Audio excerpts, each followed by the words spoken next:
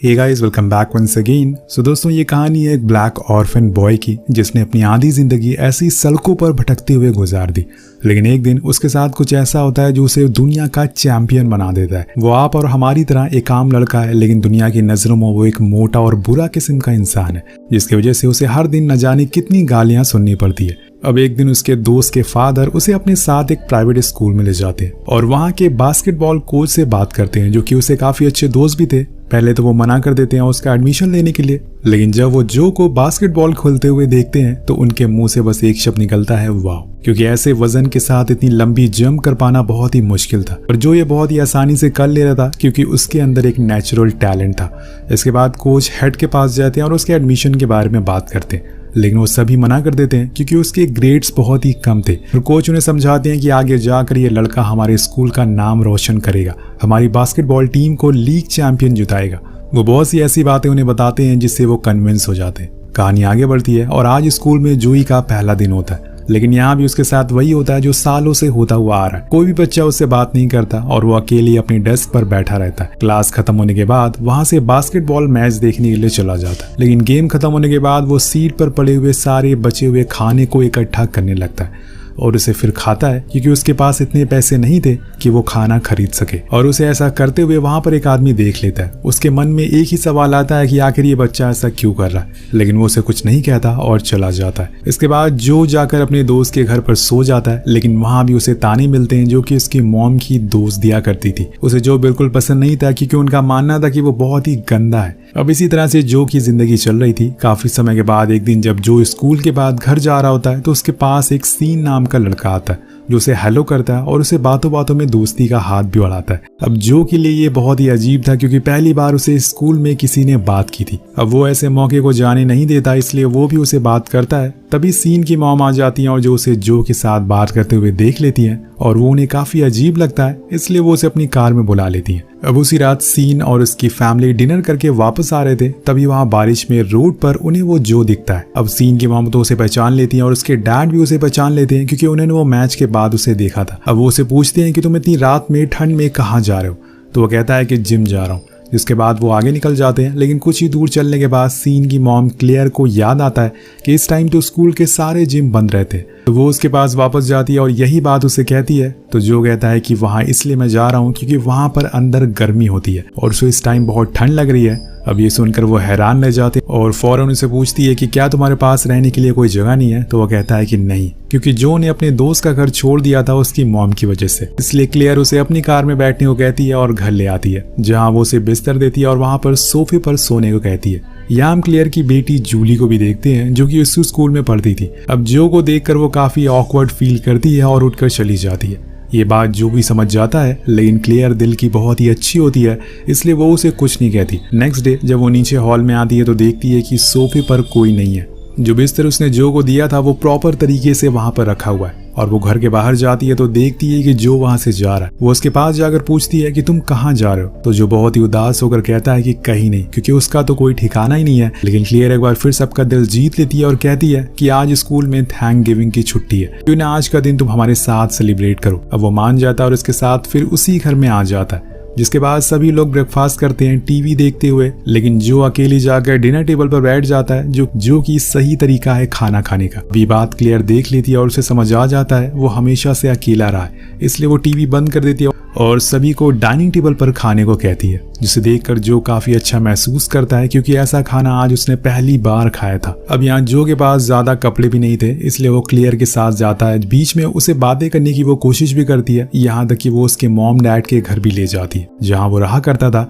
लेकिन वहां जाकर जो देखता है कि अब वो घर सरकार का हो गया है, क्योंकि उसकी मॉम ने कभी भी इस घर का रेंट पे नहीं किया था। इसके बाद वो दोनों कपड़े ले जाते हैं, जिसके बाद जो पहली बार अच्छे कपड़ों के साथ स्कूल में जाता है और सीन के साथ खूब मस्ती भी करता है। अब वापस आने पर वो अपने बिस्तर को ठीक करने लगता है, तब वहाँ क्लियर आकर कहती है कि अगर तुम्हें यहाँ रहना है तो तुम यहाँ पर कुछ दिन और रह सकते हो। इस बात को सुनकर जोई कहता है कि मैं यहाँ से कहीं और नहीं जाना चाहता, जिससे क्लियर बहुत खुश होता और यहाँ क्लियर ने कम से कम उसे थोड़ी सी खुशियां दी जिसका वो हकदार था। अब अगले दिन वो उसे उसका एक पर्सनल रूम भी देती है, जिसे देखकर वो हैरान था। तब क्लियर पूछती है कि तुम्हें आज से पहले कभी अपना पर्सनल रूम नहीं मिला, तो जोई जवाब देता है कि नहीं, मुझे आज से पहले कभी बेड ही नहीं मिला, तो मैं हमेशा से सोफा पे या फिर जमीन पर सोता आया हूँ। उसके बात ये सुनकर क्लेयर की आंखों में आंसू आ जाते हैं। कुछ लोग 2 वक्त के खाने के बाद जिम जाकर रनिंग करते हैं और कुछ ऐसे भी लोग हैं जो हर रोज कई किलोमीटर पैदल चलते हैं ताकि उन्हें खाना मिल सके।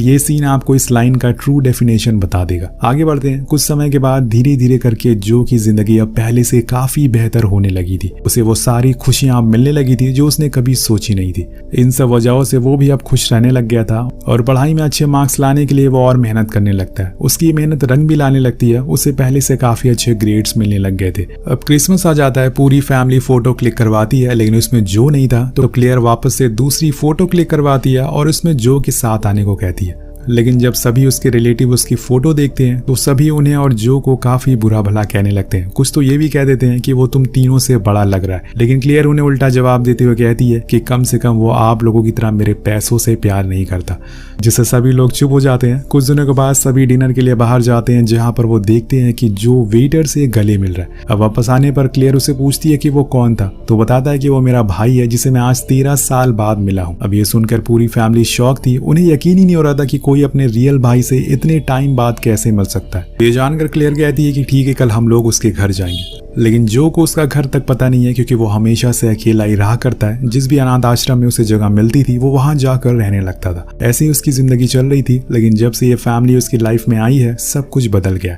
अगले दिन लाइब्रेरी में हर बार की तरह वो अकेले ही बैठकर पढ़ाई कर रहा होता है। लेकिन इस बार ही उसके पास जूली आकर बैठ जाती है और कहती है कि क्या हुआ, तुम्हें मेरे साथ बैठना पसंद नहीं है? तो जो ये सुनकर स्माइल करता है, क्योंकि अब जूली भी उसके साथ थी, उसकी खुशियों में शामिल थी। और कुछ समय के बाद क्लेयर अपने हस्बैंड से जो कि एडॉप्शन की बात करती है। वो असल में उसे अडॉप्ट करना चाहती थी ताकि अब उसे कोई आकर ये ना बोले कि उसे एक सड़क पर पड़े हुए लड़के को अपने घर में जगह दे दी।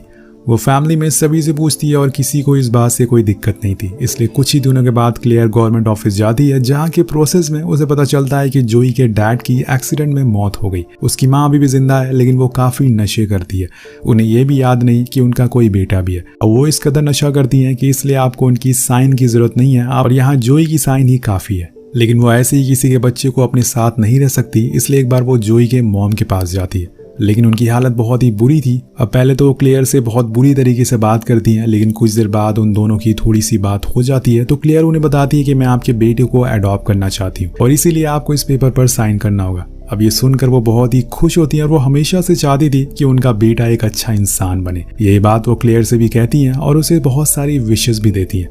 अब जो क्लेयर की फैमिली का परमानेंट मेंबर बन गया था, यानी कि अब उसे कोई कुछ नहीं कह सकता था। कुछ दिनों के बाद उसके बर्थडे पर क्लेयर उसे एक मिनी ट्रक भी गिफ्ट करती है, क्योंकि वो जो का एक हमेशा से ड्रीम था। उसे पाकर वो बहुत ही खुश होता और उसे स्कूल जाया करता था। इस समय पर वो ऐसी लाइफ जी रहा था जो उसने शायद अपने सपनों में कभी सोची नहीं थी। एक दिन मैच होता है जिसे देखने के लिए सीन अपनी मॉम से जिद करता है, लेकिन वो कहती है कि मेरी आज मीटिंग है, इसलिए तुम जो के साथ चले जाओ। अब वो दोनों एंजॉय करते हुए निकल जाते हैं, लेकिन बीच में ही उनका एक्सीडेंट हो जाता है, जिसमें दोनों को काफी चोटें आती है। और वहां पर क्लेयर आती है, लेकिन इनकी किस्मत अच्छी थी कि इनकी जान बच गई थी। इस बार से जो बहुत ही ज्यादा शर्मिंदा होता है, वो बार बार खुद को दोषी बोलने लगता है, और इसीलिए क्लेयर उसके पास जाकर बैठ जाती है और समझाती है कि इसमें तुम्हारी कोई गलती नहीं है, बल्कि तुमने तो अपने भाई की जान बचाई है। अब ये सुनकर वो थोड़ा अच्छा फील करता है और उन्हें गले से लगा लेता है। उसी दौरान वो देखती है कि जो के हाथ में काफी खून बह रहा है, तो वो पूछती है कि ये कैसे लगी। तो वो बताता है कि जब सीन कार का डैशबोर्ड से टकराने वाला था, तो उसी समय मैंने अपना हाथ लगा दिया, जिसकी वजह से उसे काफी चोट ना लगे। अब ये सुनकर वो समझ जाती है कि उसे उसकी फैमिली की कितनी फिक्र है। कुछ दिनों के बाद सब कुछ ठीक हो जाता है। जो अपने स्कूल में अमेरिकन फुटबॉल की प्रैक्टिस कर रहा था, जो थोड़ा रग्बी जैसा गेम था, लेकिन यहाँ वो ज्यादा अच्छा परफॉर्म नहीं कर पा रहा था, जिस वजह से उसके पास क्लेयर आकर उससे पूछती है कि जब एक दिन मुझे शॉप पर कुछ लोग घूर रहे थे तो तुमने मुझसे क्या कहा था? तो जो बोलता है कि मैंने कहा था कि मैं आपकी हमेशा से रक्षा करूंगा। तो वो कहती है कि यहाँ भी तुम्हें यही करना है, अपने प्लेयर की रक्षा करना है और अपनी टीम को जिताना है। अब उसी रात उनका मैच होता है और वो भी उस समय की सबसे स्मार्ट टीम के साथ, जिसे कोई हरा नहीं पाता। यहाँ भी वही हो रहा था, जो की टीम हार रही थी, लेकिन वो अपनी पूरी कोशिश करता और मुकाबला टक्कर का होने लगता है और वो एक राइवल टीम के प्लेयर को ग्राउंड से बाहर फेंक देता है, जिसके बाद वो रुकने का नाम नहीं लेता और ऐसे ही करते करते उनकी टीम जीत जाती है। क्लेयर सबको चिल्ला चिल्ला कर बताती है कि देखो वो मेरा बेटा है। अब ये उसके लिए एक प्राउड मोमेंट होता है। पूरे मैच को सीन ने रिकॉर्ड कर लिया था, जिसके बाद वो उसकी सीडीज हर कोच को सेंड करता और यहाँ जो की स्ट्रेंथ को देखकर सभी लोग हैरान थे।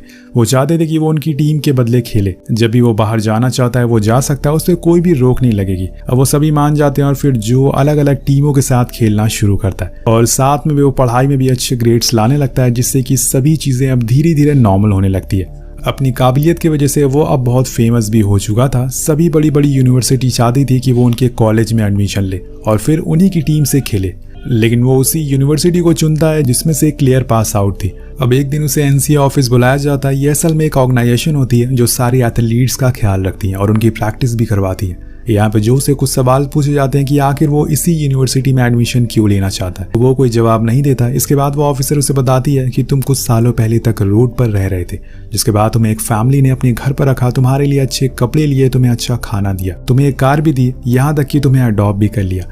क्या पता वो ये सब अपने फायदे के लिए कर रहे हो, क्योंकि उन्हें तुम्हारी स्पोर्ट्स एबिलिटी पहले से पता हो। अब जो कोई जवाब नहीं देता। अब वो पूरी तरह से कंफ्यूज हो जाता है, इसलिए वहां से उठकर बाहर आ जाता है। जहाँ पे क्लेयर उसका वेट कर रही थी, वो उसे सीधा जाकर बहुत ही रूड वे में कहता है कि आखिर आपने मुझे अडॉप्ट क्यों किया, मुझे अपने घर में क्यों रखा। यहाँ क्लेयर कुछ समझ नहीं पाती और वो ये सब क्यों कह रहा है वो उसे कुछ पूछ पाती कि तब तक वो वहां से जा चुका था। अब जो अपनी रियल मॉम से मिलने जाता है, लेकिन वहां वो नहीं थी बल्कि कोई गैंग का लीडर था जो उसे ड्रिंक ऑफर करता है।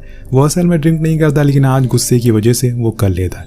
कुछ देर बाद वो आदमी जूली और क्लेयर के बारे में बहुत बुरा भला कहने लगता है, जो कि जो को अच्छा नहीं लगता और वो उसे चुप रहने को बोलता है, पर वो नहीं मानता। जिसके बाद उन दोनों में बहुत ही बुरी तरह से लड़ाई होती है। उधर क्लेयर हर जगह जो को ढूंढने की कोशिश करती है, लेकिन वो कहीं नहीं मिलता। तभी उसका कॉल आता है। वो उसे एक जगह पर मिलने के लिए बुलाता है, जहाँ क्लेयर जाती है और वो उससे कहती है, मैंने और सीन ने कल पूरी रात तुम्हारे बारे में ही बात करी। हमने डिसाइड किया है कि आज से तुम अपने सारे फैसले खुद लोगे, हम कभी तुम पर फोर्स नहीं करेंगे। तुम बताओ कि तुम्हें किस कॉलेज में जाना है। तो वो बताता है कि मिसिसिपी यूनिवर्सिटी, जहाँ से आप और डैड दोनों ही पढ़े थे। मैं आप लोगों की तरह बनना चाहता हूँ। इसके बाद हम देखते हैं कि वो एक बार फिर से एनसीए ऑफिस जाता है, जहाँ पर वो उस दिन पूछे गए सारे सवालों के जवाब बड़ी आसानी से दे देता है और कहता है कि मैं उस यूनिवर्सिटी में इसलिए जाना चाहता हूँ क्योंकि वहाँ मेरी फैमिली गई थी। उसके कॉन्फिडेंट को देखकर वो ऑफिसर स्माइल करने लगती है। अब कुछ दिनों बाद उसका उसी यूनिवर्सिटी में एडमिशन हो जाता है और अब उसे क्लेयर और उसके परिवार से दूर रहना होगा, जो क्लेयर को पसंद नहीं आता। इसलिए वो जाकर कार में बैठ जाती है और तब वहाँ जो उसके पास आता है और उसे कहता है कि मॉम बाहर निकलिए, मुझे आपको गले से लगाना है। जिसके बाद वो दोनों गले लगते हैं और कहानी के आखिर में हम जो की कुछ रियल इमेजेस को भी देख पाते हैं और इसमें जो कुछ नई ऊंचाइयों को छूते हुए आगे बढ़ रहा था। कुछ सालों के बाद वो जाकर एक वर्ल्ड चैंपियन भी बन जाता है। वेल, अगर क्लेयर ने उसे घर में नहीं रखा होता तो आज एक वर्ल्ड चैंपियन रोड पर भटक रहा होता। कहानी कैसे लगी आपको नीचे कमेंट करके जरूर बताएगा। मिलते हैं आपसे अगली वीडियो में। Thank you so much watching. Peace out.